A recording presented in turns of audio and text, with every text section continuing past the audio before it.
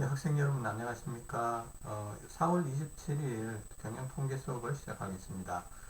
수업을 시작하기 전에 우선 중간고사에 대해서 조금 혼란이 있었는데 중간고사에 대해서 어떻게 시행을 할 건지 좀 설명을 하고 다른 내용으로 넘어가도록 하겠습니다.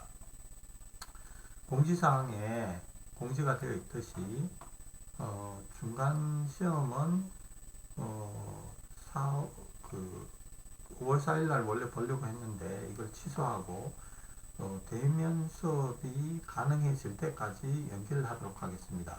그래서 만약에 대면 강의가 시작되자마자 바로 중간 시험을 볼 수 있도록 하겠습니다. 어, 대면 강의가 가능해지면 바로 중간 시험을 보는 건 아니고 이렇게 제가 일단 스케줄상으로 보면 이 중간 시험을 6월 15일, 17일 이때로 밀어놨습니다. 근데 이게 계속 대면 강의가 계속 연기가 되고 이때까지 연기가 되는 경우에 이제 이런 형태로 하겠다라는 거고, 이게 이제 중간에라도 대면 강의가 가능해지면 바로 우리가 리뷰를 할 거예요. 뭐 중간 시험 범위에 해당되는 1장에서 이 9장까지를 제가 수업 시간에 한번 리뷰를 하고 그 다음에 그 중간 시험을 그 다음 시간에 중간 시험을 보는 그런 그 형태로 진행이 되겠습니다. 뭐 중간 시험을 보게 되는 경우에도 최소한 한 1, 2주 전에 공지를 하고 그렇게 시험을 보도록 하겠습니다.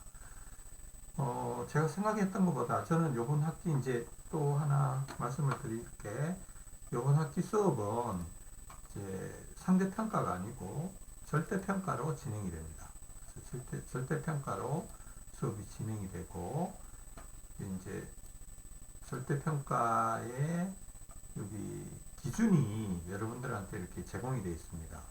그래서 A 플러스는 전체 성적이 90점 이상, 전체 이제 우리가 그 중간 시험, 기말 시험, 그 다음에 퀴즈, 그 다음에 과제, 출석, 그 다음에 텀 프로젝트, 요걸 통해 가지고 5가지에서 90점 이상을 받는 학생들은 무조건 A 플러스를 주겠다는 겁니다. 그리고 87점 이상이면 A를 주고 85점 이상이면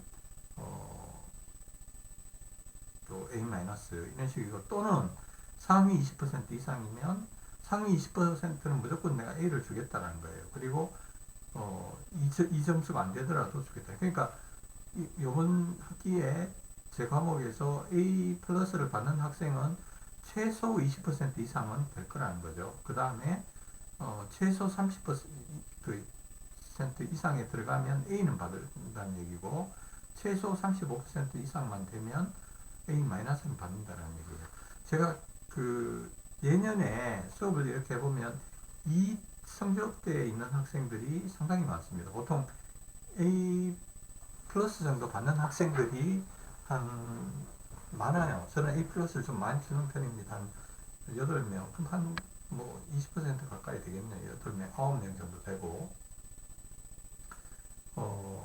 이 A 마이너스 B 플러스 요 성적대에 있는 학생들이 상당히 많습니다.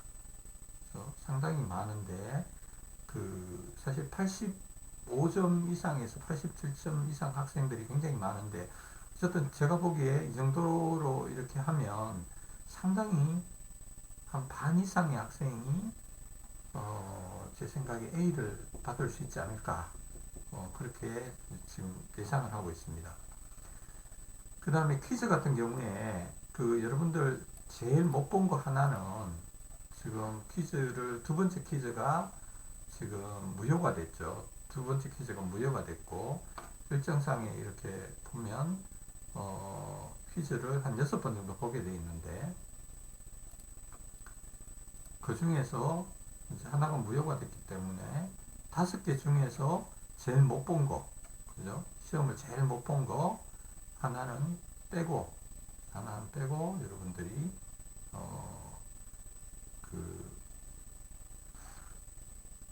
평균을 내가지고 그걸 가지고 퀴즈 점수를 내게 됩니다. 그렇게 이해를 하시면 되겠고, 이 과목 프로젝트에 대해서 내가 공지를 올려놨습니다. 과목 프로젝트는 사실 안 하려고 하다가 취소를 하려고 했는데 가만 생각을 해보니까 온라인으로 진행되는 수업에서 그걸 안 할 이유가 없는 것 같아요. 할 수 있는 충분한 어떤 조건이 좀 되지 않느냐 그런 생각이 들어가지고, 사실 여러분들이 또 이런 환경에 좀 익숙해질 필요가 있어요. 제가 미국에서 박사 공부를 할 때 1907년이었어요. 인텔에 제가 잠깐 과제가 있어가지고 인텔을 방문했던 때가 2007년이었는데, 2007년 때 이미 인텔이라는 회사는 재택 근무를 그냥 굉장히 보편적으로 활용을 하고 있더라고요. 재택 근무를. 그래서 직원들이 한 금요일, 목요일 정도까지만 근무를 하고, 금요일 날은 뭐 출근하는 직원이 한 10%도 안 되고 나머지 한 90%는 재택근무를 하는 걸 볼 수가 있었고, 또 그 다음에 전화 컨퍼런스 콜이 굉장히 활성화되어 있어요. 그래서 툭하면 컨퍼런스 콜이에요. 툭하면 전화 회의를 하는데, 그 회의실에서 앉아가지고 제가 갔던 데는 이제 애리조나 이 인텔 제조 공장이었는데, 그 인텔 제조 공장이 아리조나에도 있고 오레곤에도 있고 중국에도 있고 아일랜드에도 있고, 이 네 군데에 있는 공장에 있는 사람들이 수시로 전화 회의를 합니다. 그죠? 시간도 다 다르죠. 전 세계에 흩어져 있으니까. 그러니까 이제 재택근무를 좀 더 많이 할 수밖에 없는 상황이고, 그렇게 하면서도 업무를 다 추진하는 걸 본 적이 있습니다. 그런 걸로 봤을 때 우리가 지금 그 과목 과제를 하는 데 있어 가지고 이걸 지금 이거 만나지 못하기 때문에 못한다, 이건 아닌 것 같아서, 제가 일부러 또 여러분들이 이런 또 역량을, 오히려 이런 어떻게 보면 온라인 역량이라고 해야 되나요? 이런 거를 좀 디지털 역량이라고 해야 되나? 이런 걸 좀 배양할 필요도 있을 것 같아서 과목 과제를 냈습니다. 그걸 좀 설명을 하면,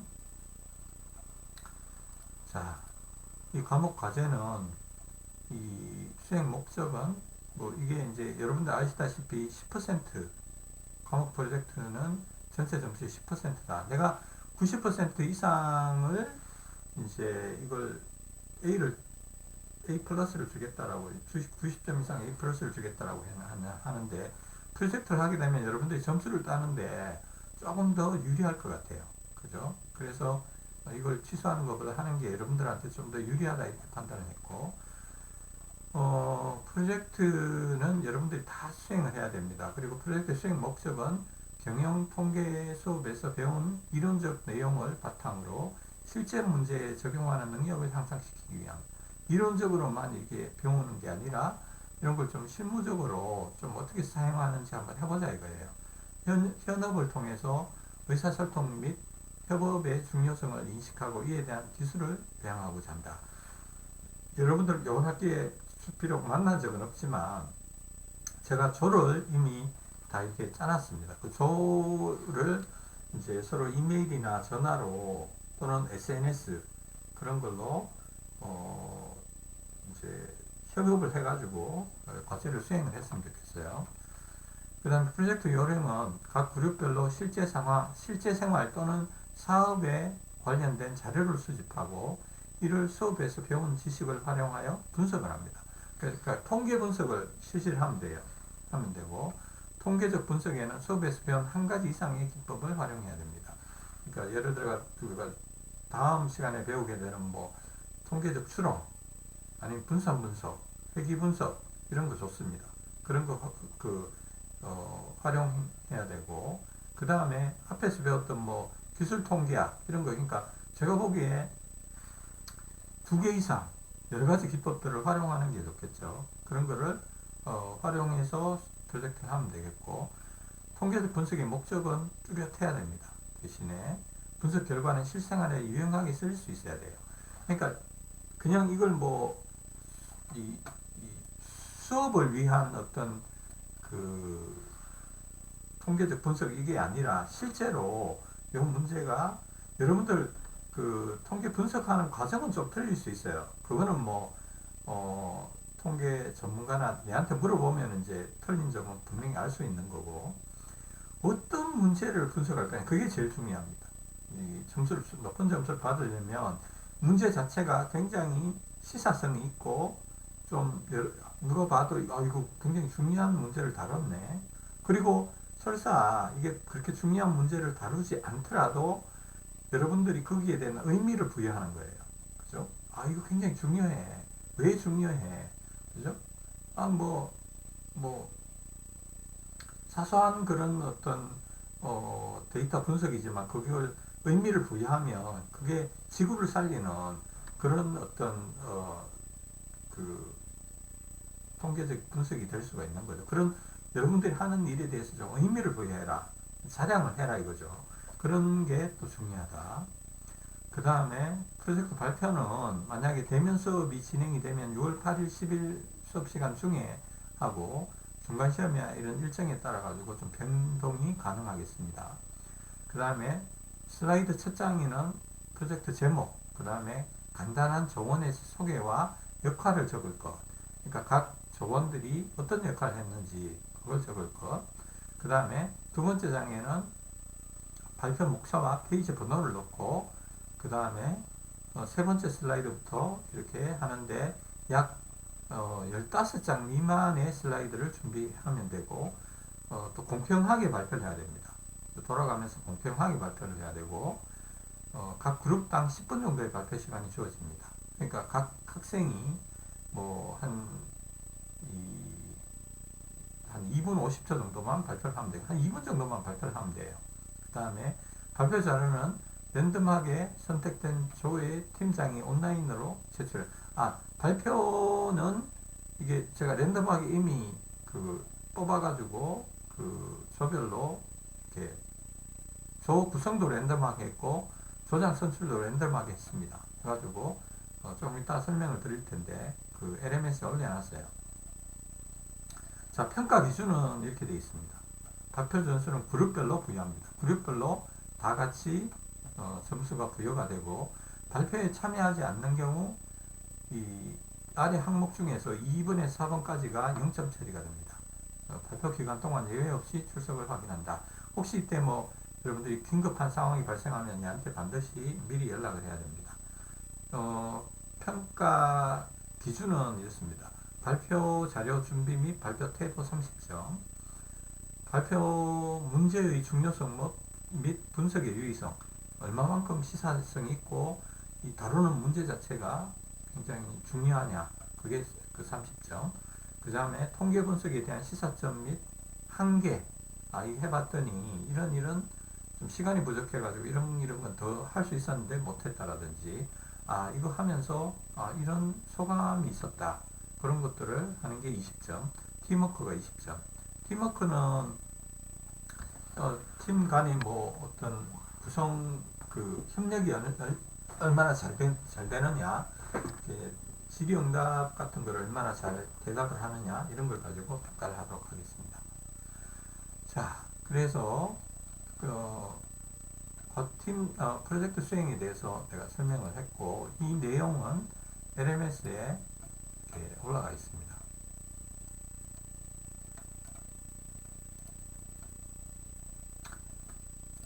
LMS에 이렇게 올라가 있고, 그 과목 프로젝트 수행의 안내가 이렇게 올라가 있고요. 그 다음에 조별 팀 프로젝트 여기 여러분들이 가면 과목 프로젝트 수행에 대해 가지고 또 요 안내 사항도 있고, 각 조별로 이렇게 이제 배치가 되어 있고, 조장이 이렇게 랜덤하게 사인이 되어 있어요. 그래서 이걸 각 조장은 뭐 나중에 저한테 이걸 제출을 해야 됩니다. 여기 제출을 하는 거는 여기서 들어가면 여기서 이제 그, 요, 그, 여기다가, 파일을 선택하고 그걸 저장을 하면 여기 올라가게 됩니다. 그런 형태로 제출을 하면 되겠습니다. 자, 각 조는 여러분들이 여기서 이렇게 들어가면 조를 확인을 할 수가 있고요. 각 조별로 내가 이렇게 명단을 보냈습니다. 여러분들 각 조별로 그 학생들의 지금 보면 연락처, 이메일 이걸 각 조별로 이렇게 보냈어요. 그러니까 이걸 보고 여러분들이 연락을 해가지고 과제를 수행하면 되겠습니다. 그 과정에 혹시 뭐 의문 나는 사항이나 그런 게 있으면 언제든지 내한테 연락을 하면 되고, 각 조별로 혹시 뭐 과제를 진행하다가 분석 방법이 맞는지 확인을 하고 싶다라든지, 아니면 자료 수집을 하는 과정에 궁금한 사항이나 그런 게 있으면 조별로 언제든지 저한테 면담 신청을 하면 되겠습니다. 면담, 사실 제가 요걸 할 때 하나, 좀 추천할 만한 애플리케이션이 하나 있는데, 그게 바로 줌이라는 거예요. 줌이라는 건데, 여러분들,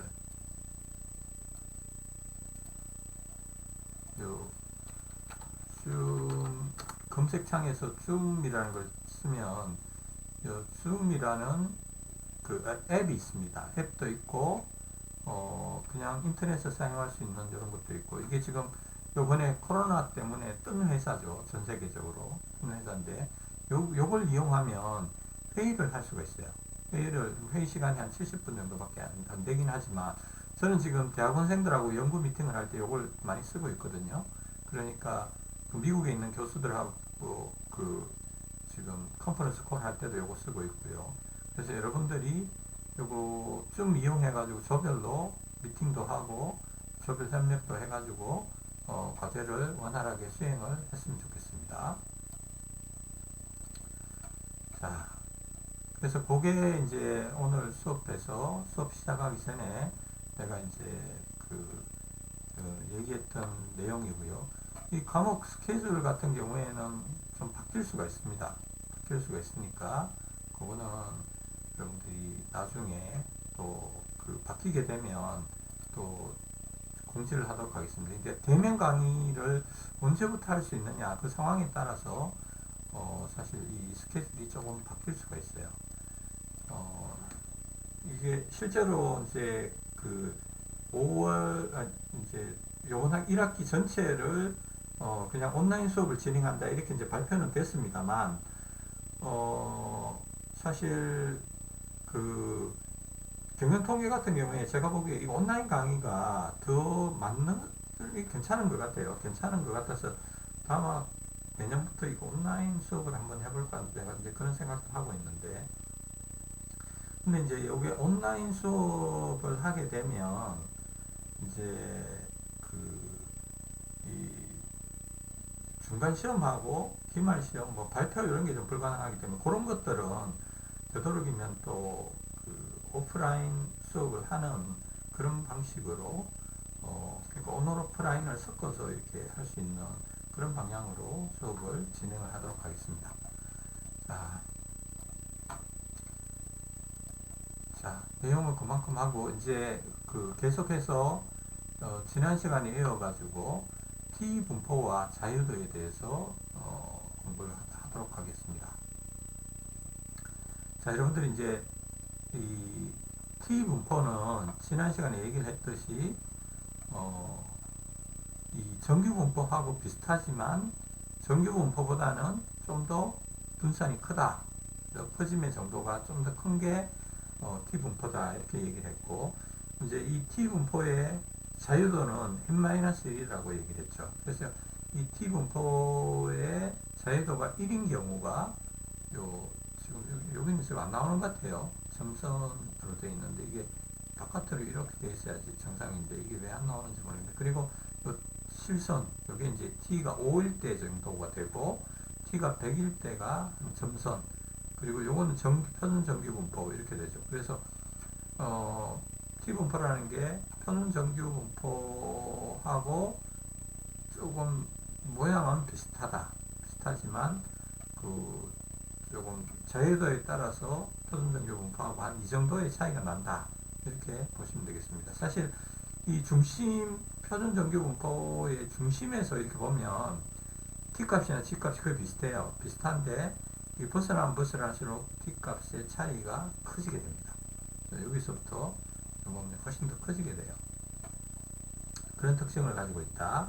그래서 이제 t 분포를 이제 이해를 하기 위해 가지고 이제 여러 가지 상황에 대해서 여러분들이 좀 이해를 해야 되는데, 이 표본의 크기가 n일 때 그 자유도는 n-1이 되고, 요 노테이션, 알파 노테이션, 요걸 알아야 된다 그랬죠. 알파 노테이션, 요거는 t 알파의 n-1 이렇게 표현을 하면, 이 알파 요거는 좌측으로부터, 그죠? 좌측으로부터 누적 확률을 나타냅니다. 알파가 좌측으로부터 누적 확률을 나타낸다. 요 알파를 나중에 유의 수준이라고 얘기합니다. 유의 수준. 유의 수준은 1 빼기 신뢰 수준하고 같다, 이렇게 말씀드렸죠. 알파를 유의 수준을 나타내는 노테이션이다, 이렇게 보면 되겠습니다. 이걸 만족하는 x축의 점을 t 알파의 n-1로 나타낸다.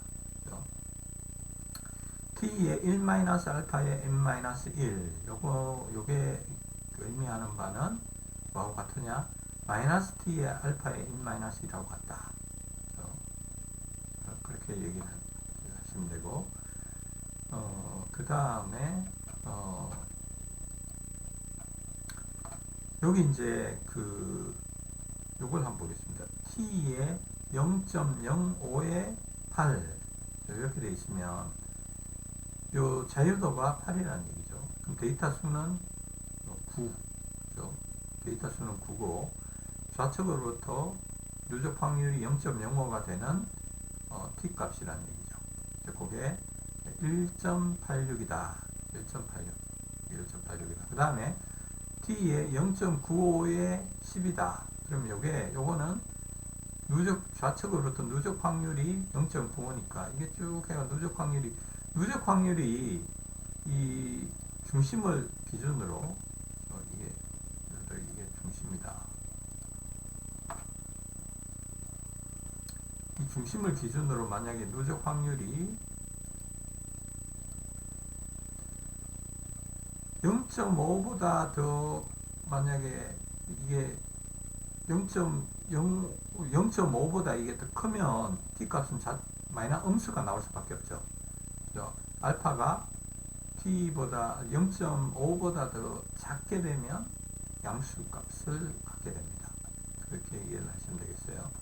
그 다음에 이런 경우도 있는데, t의 자유도는 7이고 어떤 알파는 마이너스 2.517이라 이거예요. 그러면 거기에 해당되는 알파 값을 구해라. 그렇죠? 그렇게 얘기를 했을 때 t 분포표를 통해 가지고 여기에 해당되는 알파 값이 아주 정확하진 않지만 대략적으로 어느 정도 되는지 그걸 여러분들이 구할 수 있어야 돼요. 그죠? 대략적으로는 구할 수 있어야 된다. 그러니까 요런 문제를 낼 때는 내가 그러니까 대략적으로만 알면 돼요. 예를 들어 가지고 이거 같은 경우에 이제 알파가 마이너스 값이니까 이게 t 분포 앞에서 t 분포가 이렇게 생겨 가지고 이게 0을 중심으로 이제 이 정도 마이너스 2가 이렇게 넘어가면 g 분포도 마찬가지지만 g 값이 마이너스 2가 넘어가면 이 확률은 상당히 적거든요. 적은데 그런 거를 감안하면 예를 들어 가지고 이게 마이너스 2.517이다. 자유도가 7인데서 그러면 이게 대략적으로 여러분들이 얼마 정도의 확률을 가지는 건지는 추정할 수 있어요. 그래서 내가 이 문제를 이렇게 알파를 추정하라는 문제를 내고 보기를 만약에 5개를 준다. 보기를 4개를 준다. 그랬을 때 뭐 0.1, 또는 0.2, 0.5, 0.6, 0.9 이렇게 정도로 주면 아 이거는 당장 0.9다 이렇게 여러분들이 그 정도는 판별을 할 수 있어야 된다는 얘기예요. 그죠? 그 정도 수준에서 대략적으로 이 t-값이 어떻게 되는지 그걸 이거 g-값하고 좀 비교해서 g-값보다는 좀 큰 값을 가지더라 그렇게 이해를 하시면 되겠습니다. 자 이제 t-분포표를 보는 이제 방법인데요. t-분포표는 이렇게 주어져 있습니다. 우리 책에도 주어져 있고 많은 책에서 교과서에서 t-분포표를 이와 같이 주고 있습니다. 이와 같이 주고 있는데 자 t-분포표를 이해를 하기 위해 우리가 지금 9장에서 배우는 내용은 다 이 실내 이 구간 실내 구간 제일 위에 있는 요 그 confidence interval C로 되어 있고 실내 구간하고 퍼센티지로 주어진 요것만 보면 돼요. 지금 당장은 여러분들이 요 밑에 거는 무시를 해도 됩니다. 무시를 해도 되는데 자 여기서 보면 요 위에 주어지는 값은 이 뭐냐면 신뢰 수준이거든요. 신뢰 수준 percentage 신뢰 수준을 100분 퍼센티지로 나타내는 게 요 위에 겁니다. 요거 거기에 해당되는 유의 수준을 나타내는 게 요 밑에 있어요. 밑에 요 중간에 거는 일단 무시하십시오. 여러분들 다음 시간에 내가 요거 설명을 하게 될 것 같아요. 다음이나 그 다음 시간에 저 중간에 거 요거 두 줄 요거는 잊어버리고 요 마지막 줄을 한번 보세요. 요걸 보면 요게 유의 수준입니다. 유의 수준. 내가 이 유의 수준 알파는 그죠? 유의 수준 알파는 서비스 수준 1 빼기 서비스 수준이라고 그랬잖아요. 서비스 수준 SL이라고 서비스 레벨 1 빼기 SL이라고 그랬잖아요. 그죠? 그래서 그런 거를 보면 요게 80%니까 요거 0.2가 되는 거예요. 그죠? 90%니까 1 빼기 0.9 하면 1.0. 그래 요게 같다라고 보면 돼요. 그죠? 그래서 요거는 구간 추정에서는 요거는 그냥 신뢰 수준을 줬고 나중에 배우게 되는 이 검정에서는 가설 검정에서는 이렇게 유의 수준을 준다. 이렇게 이해를 하시면 되겠습니다. 그리고 요 표와 요 표가 이제 비슷한데 그거는 자유도에 따라 가지고 자유도 1에서부터 자유도 60 지금 1까지 나와 있는데 자유도가 우리 책 뒤에 끝에 가보면 자유도가 한 100 가까이 주어져 있습니다. 제가 보니까 자유도가 70까지가 주어져 있습니다. 70까지가 주어져 있는데 뭐 왜 70까지밖에 없습니까? 아니네요. 뒷장에도 있으니까 자유도가 200까지 주어져 있습니다. 200까지 주어져 있는데 그 자유도 이제 n이 크면 클수록 정규분포에 건사를 하기 때문에 그렇습니다. 자, 그래서 이제 t 분포표는 이렇게 보고 자 t 분포표를 보면 자유도가 1인 경우에 그 신뢰 수준이 80%다. 그러면 거기에 해당되는 t값은 이게 되는 거예요. 그 다음에 자유도가 1일 때 신뢰 수준이 95%다. 그러면 t값이 이게 됩니다. 상당히 이건 t값 자유도가 적으니까 이거 크죠. 우리가 G 분포에서는 3만 넘어가면은 거의 0에 가까웠잖아요. 근데 이게 자유도가 적은 경우에 이렇게 굉장히 클 수가 있다. 신뢰 수준이 신뢰 수준이 99%다. 그러면 이게 그 t값이 상당히 큰 값이 나옵니다. 그래서 t 분포표에는 또 그 누적 확률이 이렇게 생긴 누적 확률이 이제 요 확률이 요게 되는 t값 요것만 주어진 거죠. 그러니까 우측에 있는 요 양수의 t값만 주어져 있고 그 사실은 이 양쪽이 다 t값 두 개가 주어져 있다 이렇게 보시면 돼요. 그죠? 이 양수에다가 마이너스를 붙이면 이게 되는 거니까요. 요게 90, 요게 80%, 요게 90%, 95%, 98%, 99, 99.9에 해당되는 값만 이렇게 자유도 변로 주어져 있습니다. 그러면 이 중간에 있는 값은 왜 안 주어져 있습니까? 이건 표가 복잡해서 그래요. 그냥 요 중간에 있는 값, 예를 들어 85%뭐 그런 값을 주어지려면 표가 이제 훨씬 더 복잡해지겠죠. 그래서 t 분포표는 주로 그러니까 추정과 검정에 활용이 되고 실제로 이제 많이 사용되는 값을 위주로 80, 90, 95, 98, 99, 99.9 요거에 대해서만 t값이 주어져 있다. 그렇게 이해를 하시면 되겠습니다. 그때 이 신뢰 수준은 이 양쪽의 이 대칭인 t값에 대해 가지고 요 확률이 신뢰 수준이 되는 t값이다.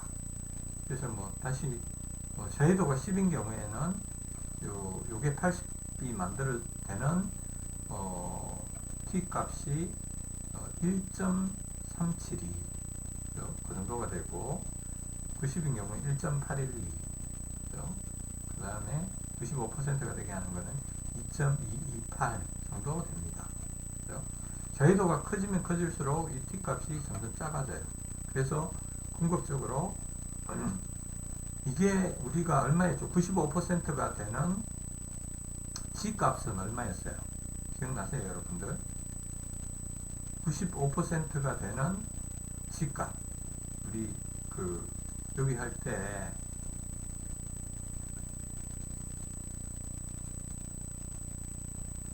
여기서 배웠죠. 여기서 95% 이게 0.475 이게 0.475 아니고 95%가 되는 요게 95%가 되는 요 값은 바로 1.96이었어요. G 분포에서는 1.96이었는데 T 분포에서는 이게 자유도가 26인 정도 되는 경우에 이게 2.056 1.96하고 비교했을 때 큰 많은 차이는 없습니다. 그죠? 많은 차이는 없고 이게 가면 갈수록 정규 분포에 근사한다 이렇게 볼 수 있죠. 여기 한번 보면 되겠네요. 여기 61 자유도가 61 정도 되니까 2.0이 됩니다. 2.0 1.96에 비해 가지고 아직까지 좀 차이는 있긴 있습니다. 그죠? 자, 그렇게 T 분포를 이해를 하시면 되겠고 자유도가 조금 적을수록 그 차이가 크다 이렇게 보면 되겠죠. 자, 그 다음에 이런 T 분포를 이용해 가지고 우리가 그러면 구간 추정을 어떻게 할 거냐? 언제 그러면 G 분포를 사용하고 언제 T 분포를 사용할 거냐? G 분포는 지난 시간에도 우리가 배웠듯이 표준 편차 시그마가 알려져 있을 때 또는 표본의 크기가 30보다 클 때 이럴 때 이게 이제 표본의 크기가 30보다 크면 우리가 뭘 얘기를 할 수 있어요? 이 표본 평균 X는 정규 분포를 따른다 이렇게 확실히 얘기할 수가 있잖아요. 그래서 바로 우리가 G 분포를 사용할 수 있다. X바의 플러스 마이너스 G는 시그마 나누기 루트 N 이라고 했다.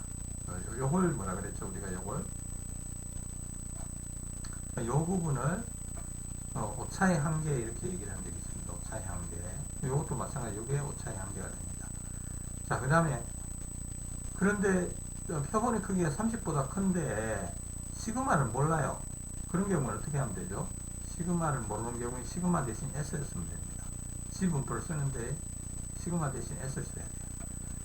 그 다음에 T 분포는 시그마가 알려져 있지 않을 때 표본의 크기가 30 미만일 때 이럴 때는 반드시 T 분포를 써야 됩니다. 표준 편차 시그마가 알려져 있지 않고 표본의 크기가 30 미만일 때는 T 분포를 사용해야 되고 그때 식은 이렇게 됩니다. X바 플러스 마이너스 T 곱하기 S 나누기 루트 N이다. 이렇게 당연히 이제 S 여기는 표본의 표준 편차가 되겠습니다. 표본의 표준 편차가 되고, 그런데 이렇게 이런 질문을 할 수가 있겠죠. 모 표준 편차 시그마가 알려져 있지 않고 표본의 크기가 30보다 더 크면 어떡합니까? 이건 모르고 30보다 훨씬 커요, 표본이. 그러면 G분포를 쓰면 돼요. 기본적으로 G분포를 쓰면 되는데, T분포가 30보다 큰 경우에도 T분포도 주어져 있잖아요. 그래서 이런 경우에는 T분포도 쓰고, 사실 요즘은, 예전에는 주로 G분포를 많이 쓰라 이런 경우에 이 시그마를 모르면 무조건, 시그마를 모르는데 샘플 수가 30이 넘어가면, 샘플의 크기가 30이 넘어가면 무조건 G를 쓰라 그랬는데, 최근에는 T분포를 많이 쓰기도 합니다. T분포를 쓰면, 그러면 이 G분포를 쓰는 거에 대해 가지고 실내 구간이 조금 더 넓어지죠. 넓어지는 대신에 정확도는 올라가고, 또 어떻게 돼요? 정보의 가치는 떨어지겠죠. 그렇죠? 정보의 가치는, 이게 조금 좁을수록 정보의 가치가 더 있다. 내가 그렇게 얘기를 했잖아요. 자, 이용 사례를 한번 보겠습니다. T분포를 활용하는 사례를 한번 보도록 하겠습니다. 어떤 타이어 제조업체는 직접 노면에 접지되는 타이어 트레드의 마모 수치에 대한 조사를 하고 있습니다. 약 5만 마일을 주행한 10개의 중고 타이어를 조사해보니 아직 마모되지 않은 트레드의 수치가 평균적으로 0.32였습니다. 표준 편차는 0.009로 조사가 됐어요. 이게 표본의 평균과 표본의 표준 편차겠죠.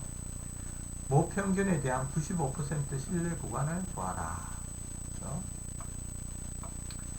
500마일을 운행한 타이어의 그레드가 0.3인치라고 할 수 있는가? 그렇게 이제 나왔는데, 자, 평균적으로 일단은 이게 10개 샘플의 수가 10입니다. 그 다음에 여기에 어떠한 모평균에 대한 어떠한 값도 알려져 있지 않아요. 알려져 있지 않고 표본의 평균과 표준 편차만 주어져 있습니다. 그런 경우에 이제 모 표준 편차가 알려져 있지 않고 샘플 수가 30 미만이기 때문에 T분포를 써야 되죠. 그래서 이걸 활용해야 됩니다. 그러니까 X바는 이런 경우에 주어진 게 N은 10이고 X바는 0.32, S는 0.09. 그래서 이 식을 그대로 활용하면 되겠죠. 이런 식을. 그래서 T X바의 플러스 마이너스 T 알파 나누기 N 마이너스 1, 요게 S 나누기 루트 N 이렇게 하면 되는데, 자, X바는 여기서 0.32가 되고요. S는 0.09가 되고, N은 루트 10이 되겠죠. 그 다음에 요걸 보시면, 자, 자료의 숫자가 10개니까 자유도는 9가 되고, 알파 나누기 2. 그러니까 이게 95% 신뢰 구간에서 하라. 그러니까, 알파가 이게 0.95 나누기 2인데, 우리는 여기 T분포표에서, 이 신뢰 수준이 95%라고 주어져 있기 때문에 그냥 그게 해당되는 걸 읽으면 돼요. 0.95에 해당되는, 하고, 자유도가 9인 2.262. 이걸 그대로 읽으면 되겠죠. 그래서 그게 바로 T 값은 2.262가 된다. 그래서 그렇게 구해봤더니 그래서 2.262를 썼죠. 구해봤더니 고차의 한계가 0.064가 됩니다. 0.064가 되고 0.256에서 이 실내 구간의 하한이 0.256, 상한이 0.384 이렇게 돼가지고, 아까 질문이 0.3이라고 할 수 있느냐? 0.3이 이 안에 있죠. 실내 구간 안에 있습니다. 그래서 0.3이라고 할 수 있다. 이렇게 얘기를 할 수 있겠죠. 0.3이라고 할 수 있겠습니다. 자, 그렇게 해서 T분표를 활용한 실내 구간을 구하는 문제를 해봤습니다. 자, 계속해서 다음 파일에서 이어가도록 하겠습니다.